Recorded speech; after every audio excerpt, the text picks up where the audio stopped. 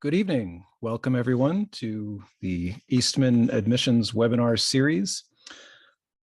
We're here tonight to talk about preparing for auditions and tips for your audition experience. And while we're just waiting for everyone to log in and get settled, I'll just do some basic housekeeping here. If you are just joining us, I would invite you to introduce yourself in the chat. We will switch to using the Q&A for this webinar once we get started here, but right now the chat is open. I just find this is a nice way for everybody to say hello, maybe where you're from, what instrument you are applying for, and just say hello to everyone. This is a webinar as opposed to a meeting, so as you can probably tell, you can see me and hear me, but I can't see or hear you. So you don't have to worry about microphones or cameras on or off or anything like that. You can just watch at your leisure and not worry about any of the normal Zoom stressors. We will, as I said, once we get started, I will disable the Q&A. And then we will switch, or sorry, I will disable the chat, and then we will switch to using the Q&A for your actual questions as we go.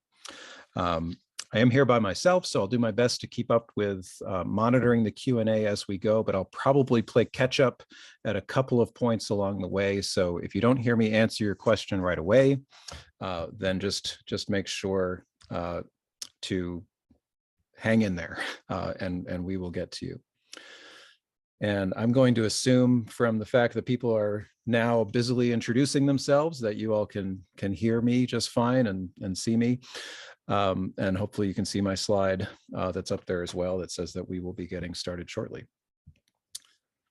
So welcome again to everyone if you're just joining us. Wow, we've got people from all over. This is really great. Yeah, whole country is represented here, which is fantastic. So we will go ahead and get started. But please, as you get settled, again, if you want to just say a quick hello in the chat and introduce yourself, we'll leave that on for another minute or so, and then we'll be switching over to the Q&A function. So once again, welcome. This is the Eastman School of Music webinar on preparing for auditions. My name is Matthew Ardizzone. I'm the Associate Dean of Admissions and Enrollment at the Eastman School of Music. And it's an exciting time at Eastman because you all have just been working so hard on your applications, and those have now been submitted. So I guess that's the first order of business, is to say congratulations, take a breath, and hunker down for the next stage of the process, which is really sort of to wait. So you can take a breath, but of course, one of the first things you're going to be focusing on, or I should say continuing to focus on, is practicing, right? And preparing for your audition. And that's what we're here to talk about. I will quickly mention that I am recording this session, so the recording will be available if you miss a part, or sign in late, or you want somebody else to see this, that we will have the link available in a couple of days at the most. After tonight, we'll get that link out to you, to everybody who has registered for the webinar. So to kick us off, we're going to talk about we're going to jump right into thinking about what the audition experience actually is like and how it's different from other performance experiences that you are no doubt more familiar with. So the thing about an audition for a music program is that in one way, it is very much like a performance in terms of, the mental preparation that you need to do, the sort of state of mind that you want to be in that sort of performer state of mind. I think you all have some sense of what I'm talking about. It's when it's concert day for your youth orchestra or school band or chorus or ensemble, or your own recital presentation. you have a different energy on that day, right? And you're ready to perform. It's sort of game day for musicians. And an audition is really no different in that sense. It is an opportunity for you to connect with an audience, and that's always exciting. Maybe, now more than ever, now that we've not been able to take connecting with a live audience at all for granted for the past couple of years. So that is one thing to look forward to. I should quickly mention in that context that we are, of course, offering both remote and live opportunities for auditions at Eastman. And now that the auditions are in, can report that roughly 1/3 of you, our applicants, have opted for the remote option. So that is obviously an option that resonates with a lot of people that we're happy to be able to offer.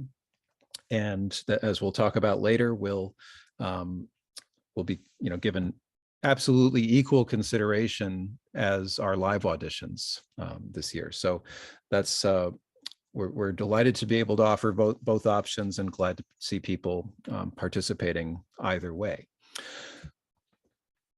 So I've said that an audition is a lot like the performance experiences that you're used to, but it's also a lot different from the performances that you're used to.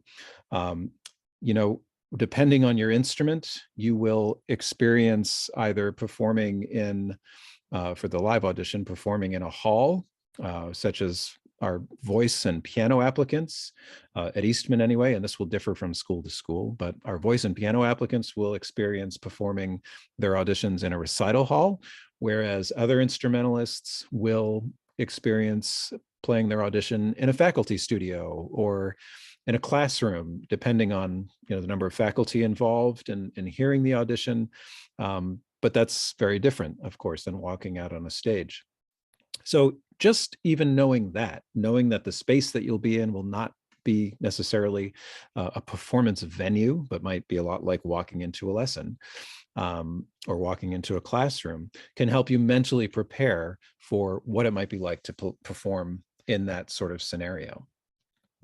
And in order to prepare to the best of your ability, you also want to be thinking about what to expect once you walk onto stage or into the room in an audition setting. And that is to be interrupted, to not play. It's not going to be a recital performance. You're not going to play all the way through all of your pieces. Certain singers will be presenting songs that are short enough that they can actually make it through the whole thing. But many of our auditioning students will not be able to play all of the repertoire that we've asked you to prepare, which seems kind of a weird thing, right? But it's a combination of both. The faculty want to know that you can perform and that you have prepared all of this repertoire that it's important for you to know and to have under your fingers, or however it is that you play. But we don't have, simply don't have time to hear everyone play all of everything. So it is totally to be expected that you will be interrupted. And so this already throws sort of a wrench into how you prepare and what you think about as you do your preparation. So we're going to talk a little bit just about the process of practicing that can help prepare you for exactly this type of scenario. And just bear with me a moment. I'm a person who can't really talk and do things at the same time, so I'm just going to adjust the chat here. Take a moment to say thank you to everybody for introducing yourselves. Wish I had time to go through and just acknowledge everybody individually, but I'm delighted to see people logging in and introducing themselves from all over. I am now going to disable the chat, and that will just help us keep track of the questions as they come in through the Q&A. And so again, from this point on, if you have any questions, please do use the Q&A feature to submit those. And again, I'll keep up with those as best I can, but don't worry if I don't get to your question right away. I will pause at a couple of points throughout the presentation and catch up on questions, and certainly we'll leave time at the end for that. So in your practice, there are certainly ways that you can prepare for the sort of special performance situation that is the college music audition. And I love this this image because it's we're all familiar now with the idea of the goldfish that is supposed to have a very, very short attention span. And it sort of came to common knowledge around research that was done on the attention span of the so-called digital generation, your generation, born with the devices in hand practically, and how as a generation, and not even just your generation, but any of us that use digital devices, which is pretty much all of us now, attention spans have diminished. Now, and that attention span, by the way, is roughly 8 seconds before you're sort of looking for the next input, the next prompt, the next thing to respond to. Whereas the goldfish has an attention span of about 9 seconds. So there you go. But of course, musicians differ from the larger populace in many ways. We all know this, right? And one of those ways is in our ability to concentrate and to focus on the matter at hand, and in other words, to practice and to stay attentive to what we're doing.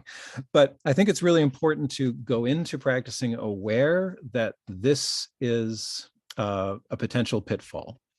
And so one of my just very general recommendations for practicing is not to bring your phone into the room. And this can be an occasional thing. This doesn't have to be an everyday thing. I know many students are using their phone to actually keep them on track with their practicing, creating practice accounts and posting an account of their progress with their practicing, and it sort of keeps them honest and keeps them focused on a goal. And that's great. I think that's a really inventive use of technology that I never thought of or had the opportunity to do when I was a student. But I used to have a metronome and a tuner on my phone, and so it would always accompany me into the practice room. And I always start with opening up the phone and turning, looking for the metronome and looking for the tuner, and then it's just so easy, right, to say, oh, but wait, there's a new email or a new direct message. Somebody's trying to reach me. I should respond to this, and right away, there goes your focus. So just thinking about setting aside some time where you're just not going to have that device within reach, no screen within reach, and it's just you and the music and the instrument, and you're finding your focus.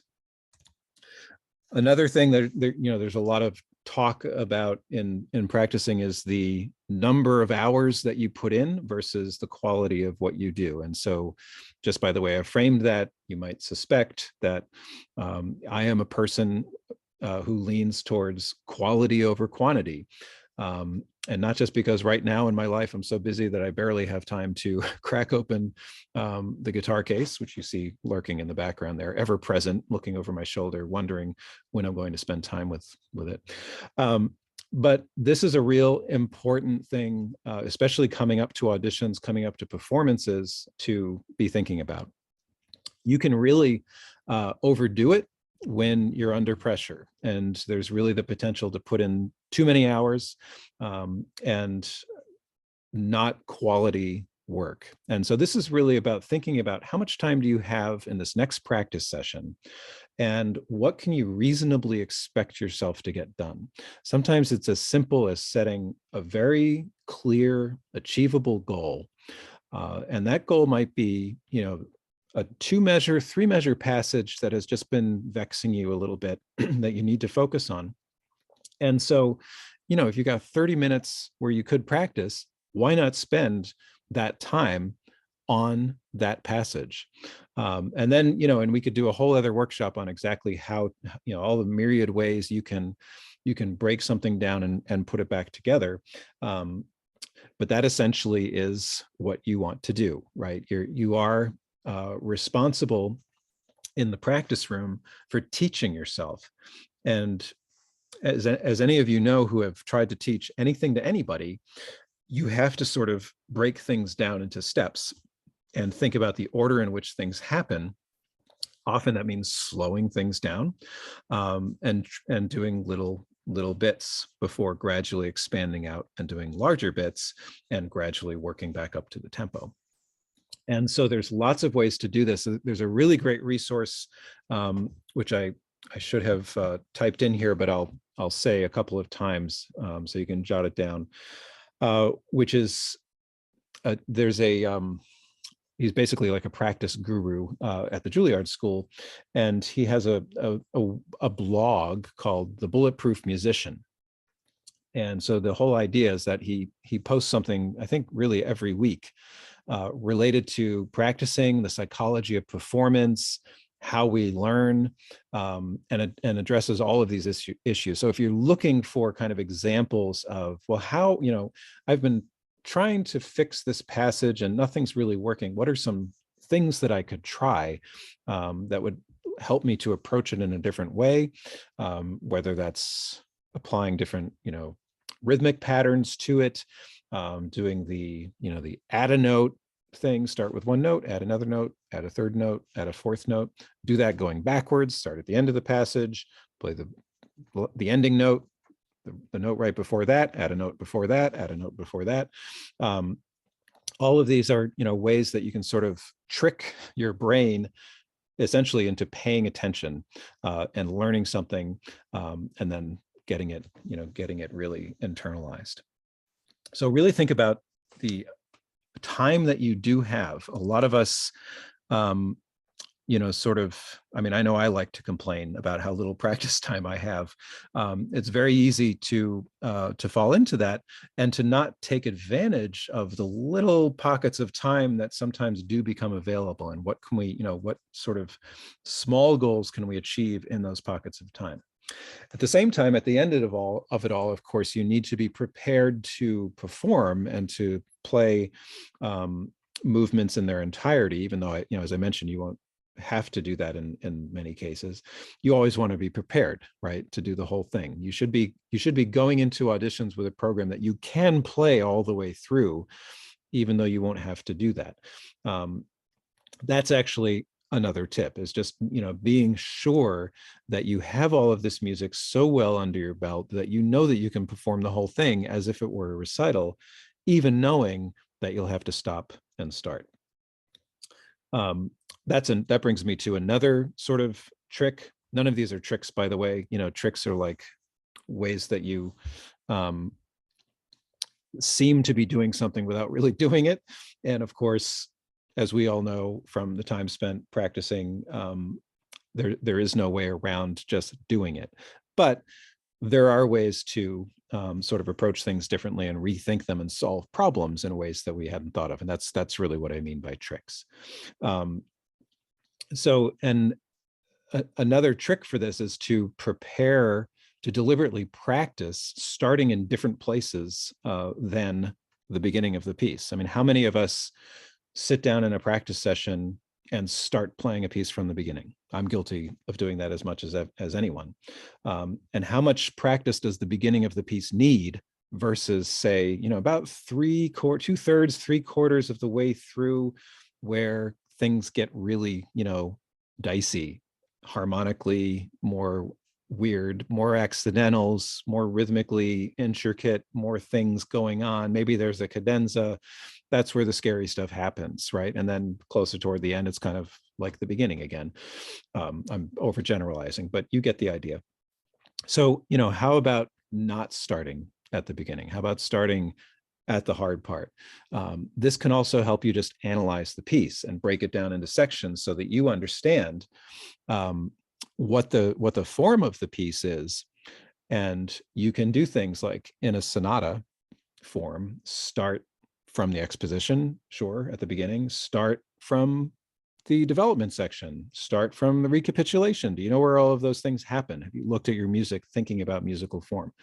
If those things aren't familiar to you, don't panic. That's just something that you haven't learned yet, and you will learn certainly when you get to music school. But there are obvious ways to sort of break up your piece into sections that you understand as sections, and that's really what I'm talking about. And just practicing starting at those different sections. Sometimes that hardest section in a piece, or that hardest passage in a piece, is where you always want to start, and turn that into the friendliest part of the piece, make that the thing that you play more often than anything else. And that's actually a really good feeling, is to go into a piece knowing that difficult section coming up about 2/3 of the way through, better than any other part of the piece. And you sort of can't wait to get there. So one more thing to think about there. All of this basically, I always have to acknowledge I'm a guitarist. So a guitar teacher that I had back in the day, I just realized I'm not moving my slides on the big screen. I'm just moving them on my own screen. So I apologize for that. So this was just my image for thinking about quantity of time versus quality of work. But I always like to reference something that I heard in a master class as an undergraduate student with a guitar duo. They're called the Assad brothers.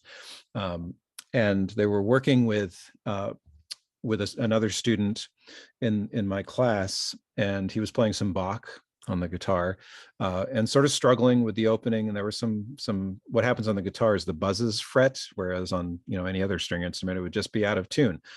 So he was getting these buzzes on when his finger wasn't landing quite exactly in the right place on the frets, and it was just inaccurate. And he was sort of grabbing quickly for things, and it didn't look easy. It looked like he was working really hard at it. So the teacher, in this case, Sergio Assad, just made him slow down, made him think about, he called it choreography. How are you placing the fingers? How are you getting from one place to the next? Just made him do it real slow a couple of times, but very deliberately thinking about the how are the fingers moving? How am I getting from one thing to the next? And it's all very, string players deal with this sort of like twisting up. I mean, pianists do too, but this sort of twisting up of the fingers. They don't always just fall like this, right? You have to do weird things, and just being aware of what those contortions are and thinking about it like choreography. And, he just sat there and guided him through practice for a few minutes. And it started to sound more fluid. It started to sound more connected. And then he had him just play it, and it came off beautifully. And the punchline, what he said at the end of that was like, see, it's easy if you work at it. And it did. And that is kind of what we're after, right? We're after that. You all have had that experience of watching a musical artist play and just thinking, oh, they just make it look so easy. Why is it so easy for them? And if the truth, of course, is that it's not, right? You're just looking at the tip of the iceberg, and all of the work that has gone into that happened behind the scenes before they got to the stage or made the recording that you're listening to. And that's all of the work that went into making it easy. So those are just some general tips about practicing. And certainly, talk to your teacher about it too. I find it's oddly enough one of the least talked about things in musical pedagogy, between a teacher and a student, is exactly how to go home and fix a particular problem or a particular passage. I mean, some teachers do it more than others, but sometimes they just need to be asked. I mean, you can say, look, I've been trying this passage, and this is what I've been doing, and it's not working. What do you recommend? But hopefully some of those tips will be helpful. Now, certainly in practicing, it's important to sort of set up your space, create an environment where you can sort of be uninterrupted. I talked about the phone thing and maybe leaving that outside unless you're specifically using it for some purpose related to your practice. But this is, of course, everybody has a different scenario in their house. And, we all experienced this during lockdown. Some of us had, separate rooms that we could use to practice in, and others not so much. And so, this is something that can be a corner of a room, if it can't be a room of itself. But it's just, if you can have a place where, I find if I live in a small house, actually. So it's when I practice, which I do sometimes, I have to sort of face my chair towards a wall. So, because if I face the other way, I'm kind of looking at almost all of the rest of the house, and people come through, and it's distracting. So I have to actually turn and face the wall. So whatever the scenario is, you can probably find a way to create focus in your space and be consistent in going to that space, and so almost establishing that ritual of, this is where I'm going to work. This is one of the things that can really mentally help separate playing in your head versus practicing, because these are two very different things, right? Playing is, I guess, what we strive to do ultimately. You want to go out on stage and play. You don't want to go out on stage and practice. That's for sure. And playing is kind of what we did a lot of when we maybe first picked up the instrument and we're sort of experimenting and getting interested in it. And I know a lot of guitarists fall into this category. You know, I didn't start off on classical guitar. I started off on rock guitar and just learned a bunch of songs and just played them a whole lot. And I thought that was practicing. So it took a while to figure out that, like, no, actually there's a big difference between just picking up an instrument and playing and practicing. And so I used to, when I was teaching, I used to always have to remind my students to not just pick up the instrument out of the case and start doing whatever. That the very first thing they did on the instrument was going to set the tone, literally and figuratively, for the rest of the practice session. And so if the very first thing you do on the instrument is sort of noodly, I think you all know what I mean by that, then your practice session is going to be noodly, sort of meandering and without real purpose or direction.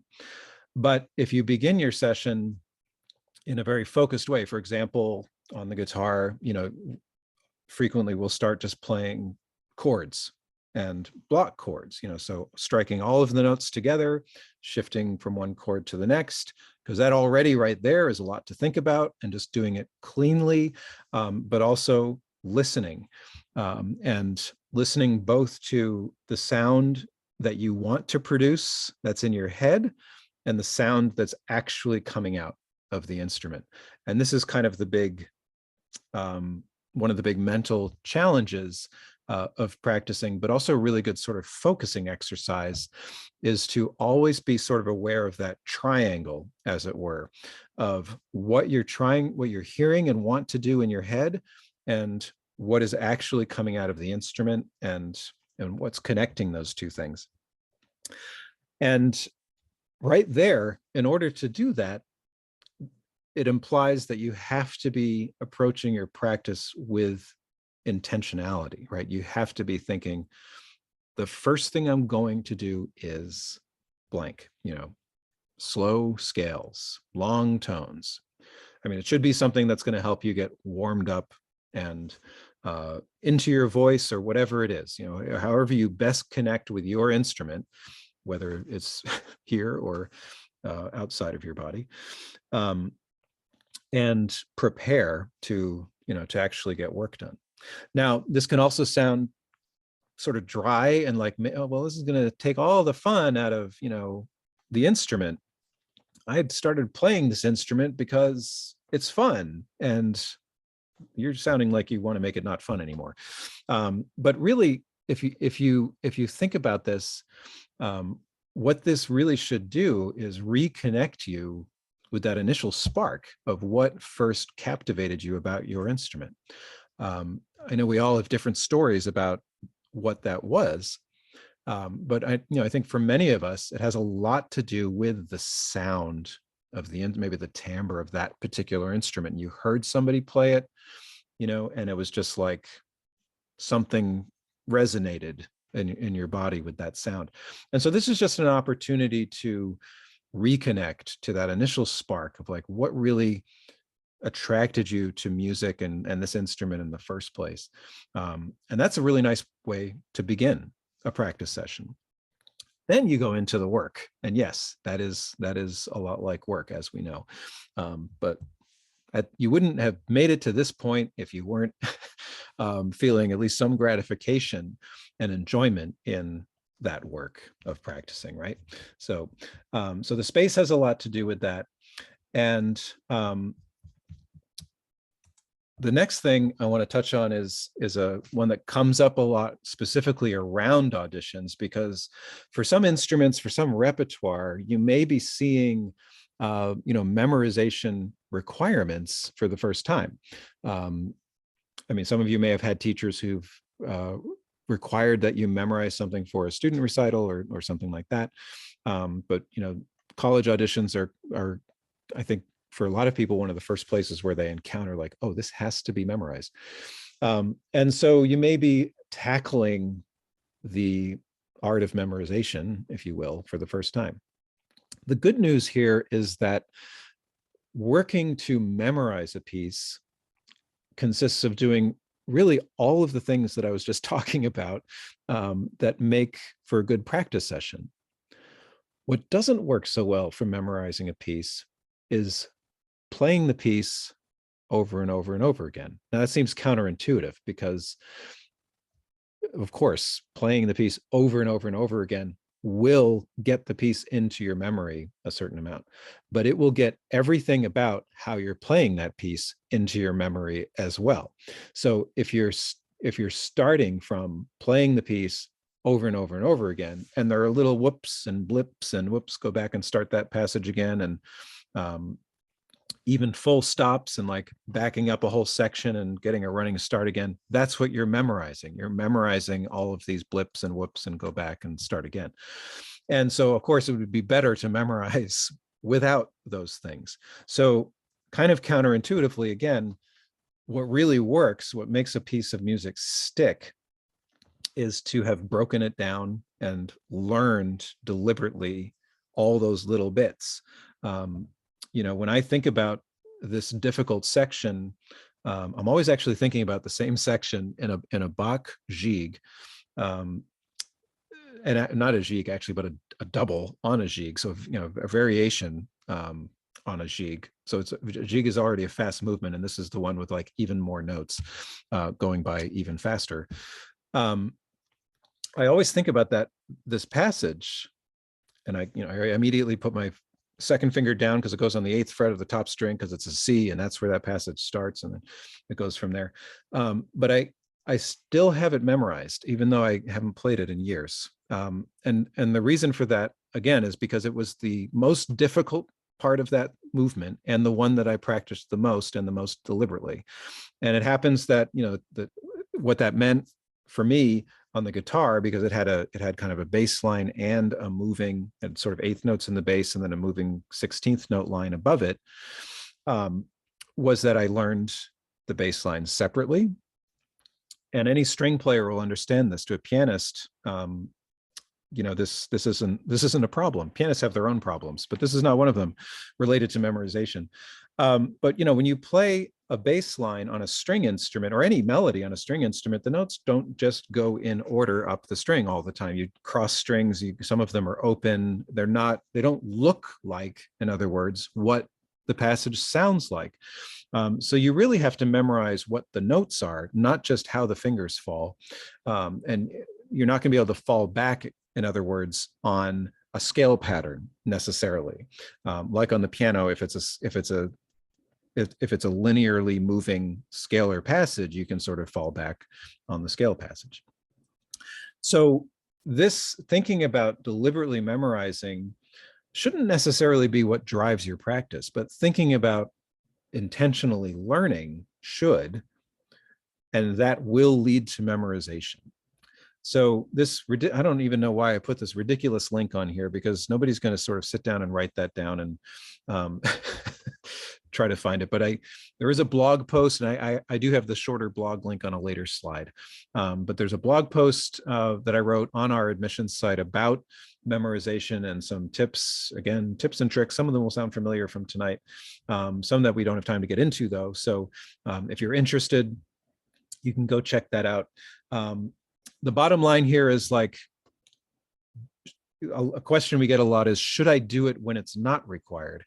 And that's really your call, but that, you shouldn't do it just to impress us with the fact that you've memorized something.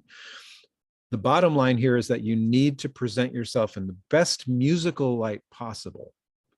And notice I didn't say the best technical light possible, or the most impressive, that you've got the best memory of anyone that we've heard. You want to put your best musical foot forward, as it were. And doing that might mean not playing from memory. And so if it's not required, take it from me, that is totally fine. We could talk forever about memorization and why it's a requirement and how Mozart didn't even memorize his own music all the time, but that's okay. And actually, what you're seeing an image of here is there was a time when it was bad form to play from memory because it was disrespectful. And this actually is supposed to be an image of Mozart playing from memory, but putting the music on the piano just so nobody would be upset that he was trying to show off or something. When we talk about auditions, it's always important, I think, to talk about how you present yourself by how you dress and, other than just musically. And this goes for making recordings too, as well as for live Zoom auditions. These, of course, are not images of what we at Eastman suggest that you wear to your audition. This is sort of to make the point of like, you want to dress respectfully, you want to dress professionally, you do not want to call attention to what an interesting outfit. It's not prom, it's not even a big, Kennedy Center performance, but it is an audition for music school. So you want to dress the way that you would dress to go and meet a faculty member at a school. And then, depending on, you all know yourselves better than I do, depending on your radar for what's the right way to dress, ask someone's opinion, and yeah, that's really all I'll say about that. But I will emphasize here that, again, if you're doing a live Zoom, you still want to think of, all of this pertains, and you want to think of creating that space for your Zoom or making a recording. What's going to be in the background, and yeah, what am I wearing? Is it distracting? How does it come across on the camera? Does it, does it have stripes? And every time I move, does it sort of shimmer? And is that kind of distracting? Things like that. So just do invest a little bit of time in thinking about how you will present yourself and how that will come across. Now, thinking about what to, the question that comes up a lot is, what are you listening for and what should I expect from the faculty in the audition setting? So I guess I'm in the habit here of showing you images of what aren't actually what to expect or what to wear. One thing I will tell you about, and I think, this is really true at just about any music school, but I know this for a fact about the faculty at Eastman, is that they are on your side. They are not there to pick the best singer, whatever that means, or to pick the best whatever. They are there to recognize potential, and they get excited about seeing somebody whose artistry is starting to blossom, starting to develop. And they're going to be able to help take you to the next level. That's what excites the faculty. So it might not quite be this sort of a reception, but it's not going to be like the previous slide either. But you can kind of think about it as, yeah, these people should be counted as being on your side, being your fans. They want you to do well, right? And so that's a really important mindset to have going into the audition. This is someone who wants to help you get to the next level. And what they're trying to determine through the audition is, is this somebody who has the potential that I can help? And that's really the bottom line. So again, it's not a competition. It's not about winners. There's not just one spot, for any instrument. So hopefully that helps in thinking about what to expect on the audition day. I'll also just outline here a little bit of what we do. Now, of course, auditions this year are still different from what we normally do. Normally at Eastman, it's a full day commitment, and we ask people to be there really all day long. And it includes things that we're not including this year. I know many of you will be just devastated to learn that we won't be doing a diagnostic theory exam this year. I know, I'll just let that sink in. But we will be doing other things beyond the audition. The difference this year is that we're just making everything optional, except the audition appointment itself. So you will have an audition appointment. You do have to show up for your audition, but we will have other things going on. Really what we're trying to do this year is just make people comfortable. So if you're coming to the school and you're going to be in our building, we want you to feel safe. We have been, first of all, everybody's vaccinated. We're all wearing masks regardless. And we've been doing very well, keeping everybody safe and healthy, knock on wood, as we approach the break here. Small handful of, even just positive cases, no hospitalizations, anything like that. So we're doing really well. We're managing it. It's, we're very lucky to have a lot of input from our medical center. We're part of the University of Rochester, so we have medical expertise on staff available to us, and they've been advising us through the whole thing since March of 2020. But we just want everybody to be comfortable. So we're just saying, here's what's happening. You can stay for as long as you want. You can come in, do your audition, leave. That's totally fine too. But we just want to make sure everybody has a chance to get to know the school a little bit. So we will do a parent Q&A session.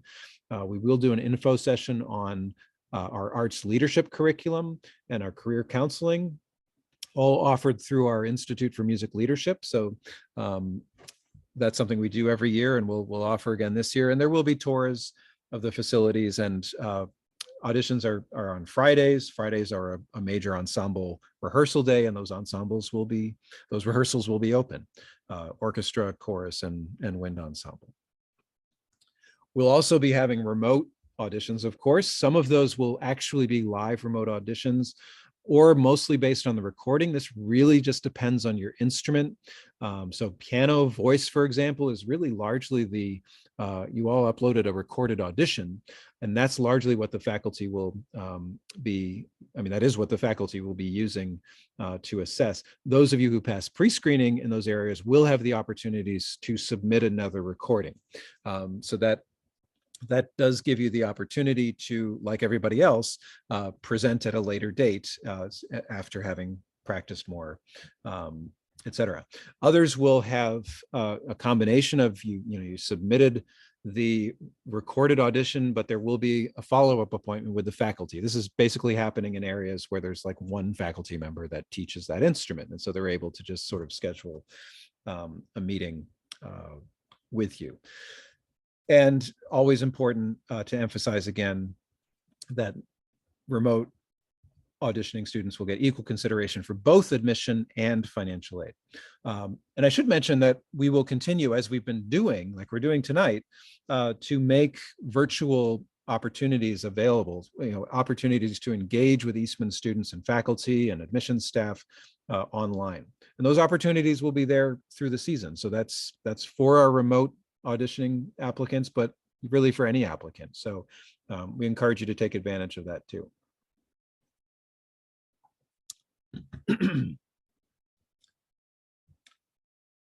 Okay, so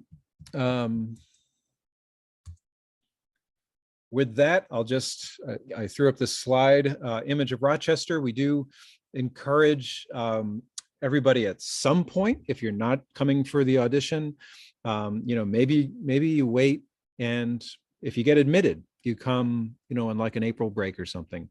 At that point, we'd love to have people come and visit.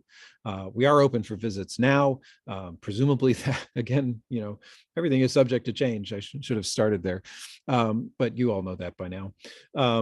We, hopefully in the spring, will continue to be open for visitors. We love to have you come and see Rochester. It's a small but thriving city in Western New York, and actually a really sort of hot art scene, both live music, classically and otherwise, jazz, of course, but also a big club scene. There are many students that we have that play in bands that go out and play in the city. Obviously, we're part of the University of Rochester, so there's a lot that goes on there for our students in terms of gigging, and many of you might be applying for the dual degree. There is a great Instagram that has nothing to do with Eastman or the U of R, but is sort of highlights things to do in and around Rochester, including within a 2-hour radius. And I've been following it because I keep learning things. There are all these sort of like hidden gems in the city and outside of it. And it's called Day Tripping ROC, or Day Tripping Rock. So I do encourage you to check that out. This is just random, really. Shot of our beautiful Kodak Hall. Maybe it's enticement to get you to come and visit. And then, as I mentioned earlier, we do have a lot of information through our admissions blog. Obviously, the website has a lot of information, but if you're looking for just more insight into the student experience, maybe of auditions specifically or otherwise, there are a lot of student blogs on our admissions site. The one that I wrote about memorization is there. And I'm going to end here and then turn to questions. But the other major resource that I want to make sure everybody is aware of is your admissions counselor. And when I say your, I mean we do have counselors focused on particular instrument areas or performance areas or majors. So Christina Crispin is our associate director of admissions, and she works with the voice, winds, and composition programs. Many of you have probably already interacted with these folks just through questions about your applications, that sort of thing. These will be your main contacts as it gets into scheduling for audition, and any questions that you have throughout the process. For brass, percussion, strings, and jazz, Danielle Arnold is our assistant director of admissions. And for piano, organ, and theory, Chris Burrett is a senior admissions counselor who works with those students. All of these folks have been with me at Eastman. I'm very lucky to have had them working for me for more than 10 years now at Eastman, which I always have to stop and can hardly believe my luck. But they're a great team. They're completely dedicated to helping applicants through the process. And I think that's a really important takeaway tonight too, is that we are not just gatekeepers of Eastman. We're there to answer your questions. That's really what we get the most enjoyment out of doing, is engaging with applicants, and yes, even applicants' parents. So don't ever hesitate to call, to email, and connect with your admissions counselor. So with that, we will pause and see if anybody wants to submit any questions. There is one that has come in about, let's see, will not doing the optional things be held against your application? So if by, I think this might refer to the audition day. So yes, I was saying that, of course, you have to do your audition. Yeah, and no, if you don't stick around for the tour or an info session, first of all, we're not going to be taking attendance. So, we won't even necessarily know who stayed and who didn't. That is time for you to decide, if you want to stay and you want to get to know the school better, then you should do that. But if you are more comfortable, that's exactly why we're doing it this way. If you're more comfortable not spending as much time, then that's completely fine. So no, we will not hold that against you. There's a question about what's my advice on performance anxiety? That's a great question. This is maybe something I'm hearing even more about these days, because you all, you don't need me to tell you this, you haven't had a quote unquote normal musical experience since the fall of your freshman year. So performance anxieties has always been a thing, but maybe it's a little bit even more so now. The first thing I would say is like practicing in the way that I've been talking about is a big piece of managing performance anxiety. Another thing that I didn't get into too much is deliberately putting yourself into situations that make you nervous when there's nothing to lose, if that makes sense. So you can still create these scenarios where, whether it's playing for a group of friends, you know, sometimes it's that friend group that doesn't really kind of get why you're doing this music thing. Maybe they're a little skeptical, and maybe that's just enough to make you nervous, saying, sit down, be quiet, listen to me play this piece for 5 minutes, and then tell me what you think. That might make you nervous. And that, you know, doing that over and over again will get you into the practice of confronting what happens physically in your body when you feel anxious and you've got an instrument in your hand or you're trying to sing. And how do you sort of work around that, you know? And so, and again, there are techniques I mentioned earlier, the Bulletproof Musician, that's a great resource. Lots of techniques for this kind of thing, but a lot of them center around breathing, which I'm not doing a very good job of right now. So as I'm not breathing, I'm not supporting. And if you're a singer, you can probably hear my voice is thinner now than it was when I started talking, because I don't know how to manage my breath and my vocal support. And so but that's one of the ways, not that I'm super anxious talking to you, but this is, you know, I don't have a guitar in my hands. This is not like completely my comfort zone. So yeah, maybe I'm a little nervous. And so the breath gets a little more shallow. And so there are ways to practice like working the breathing into it and finding your breath again, finding your center. A lot of it is just physical awareness, like being aware of how you're sitting in your body, how you're standing in your body, how the instrument feels. That again is what that centering at the beginning of your practice session, that deliberate, intentional, now I'm going to do this approach can help with. And so that's something you can fall back on in a performance situation. Close your eyes for a moment. You're back in your practice space that you created. You can picture it because you go there every day and it's the same. And you just go there mentally, right? So there's two sides to that coin that I just recommended, and and you should do both of them.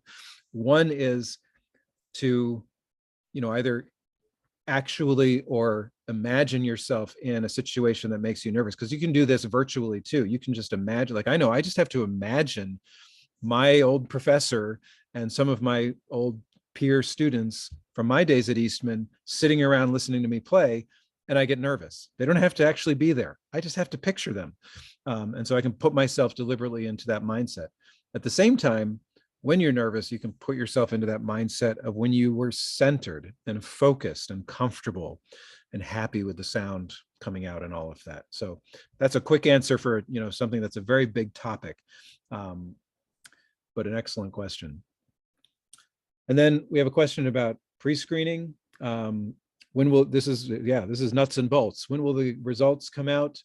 And how will we know what date we're going to audition? So we did post the different audition dates on the website, but we didn't put them in the application because we are going to, what's going to happen is the counselor for your area is going to contact you and invite you to schedule your audition. You'll then be able to go in and select a date and a time.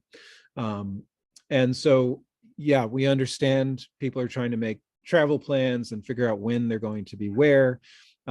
So pre-screening has, you know, basically begun, but in some of the larger instrument areas, it is going to take a little bit longer for all the faculty to go through it. We're heading now into finals week at Eastman, so faculty are very busy with all of that. And we'll be doing pre-screening in earnest in the next couple of weeks. So in most cases, you know, we can pretty much say that pre-screening decisions really should be out by around the new year. In many cases before that, but that's what you can sort of plan on. But we definitely don't want you to book flights or anything assuming a particular day based on what's on the website without having actually scheduled on that day, because everybody won't be able to sign up for the same day. So do be patient, hang in there, and that information will be coming in the coming weeks. Okay, so with that, it looks like we've covered everything. If you have remaining questions, you have my contact information there on the screen. I'm happy to receive your emails. Just because I'm the Dean of Admissions or whatever doesn't mean you can't write to me. If it's a very sort of scheduling related or a task that one of the counselors is working on anyway, I'll probably forward it to them. But if it's a question, follow-up question on this webinar, or problem you've been having with practicing that you haven't been able to solve, do write to me. I'm always happy to engage on these questions. So would welcome hearing from you. So thank you to everybody for tuning in and spending some time on this. Congratulations again on getting applications done. That I know that was maybe a bigger lift this year than other years. So we look forward to keeping in touch with you, getting to know you through the coming months of reading your applications and hearing your auditions, and really wish everybody a successful, healthy, and musical audition season. Thanks, everyone. Have a wonderful evening.